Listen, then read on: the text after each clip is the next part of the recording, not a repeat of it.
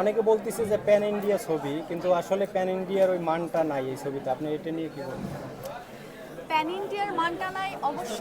ওইটা হচ্ছে এখন কে কি জাজ করে বলছে সেটা আমি হয়তো জানি না। প্রথম ছবি এটা? জি, আমার প্রথম সিনেমা এটা। আপনার নাম কি? নাম হচ্ছে সাফা মালিক।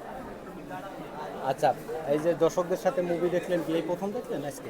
না, আজকে হচ্ছে আমরা সকাল থেকেই দেখছি।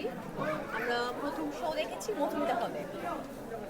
আচ্ছা, এই যে টিকিট পাওয়া যাচ্ছে না, আপনার প্রথম ছবি ইচ্ছারা মুক্তি পেল, এই ব্যাপারটা নিয়ে এবং দর্শক সিনেমা হলের ভিতরে কিভাবে এনজয় করলেন?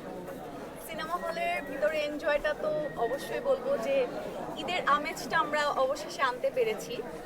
হয়তো দরদ নিয়ে আমাদের অনেক একটা দেখা গিয়েছে হচ্ছে দেশের পরিস্থিতির কারণে অনেক ইন্টারনাল প্রবলেম হয়েছে, বাট সবকিছু মিলিয়ে আজকে মানে অতীতের সবকিছু ভুলে আজকে যে সবাই এত আনন্দ করেছে ভিতরে, সিনেমা হলের ভিতরেও দরদ দেখার পর যখন তারা হচ্ছে স্ক্রিনে নতুন একজন শাকিব খানকে দেখতে পেরেছে, তখন মানে সেটার মানে বলার মতো ভাষা নেই আমার কাছে। আচ্ছা, অনেকে বলতেছে যে প্যান ইন্ডিয়া ছবি, কিন্তু আসলে প্যান ইন্ডিয়ার ওই মানটা নাই এই ছবিতে। আপনি এটা নিয়ে কি বলবেন? প্যান ইন্ডিয়ার মানটা নাই অবশ্য।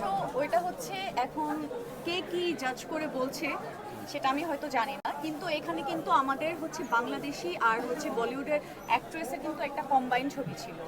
সো এটা হচ্ছে দুই দেশের কান্ট্রির উপর বেস করে কিন্তু একটা স্টোরি করা হয়েছে। সো আমার মতে তো আমি ওরকম কোনো ল্যাকিংস দেখি নাই, তারপর তো দর্শকরা যা বলবে।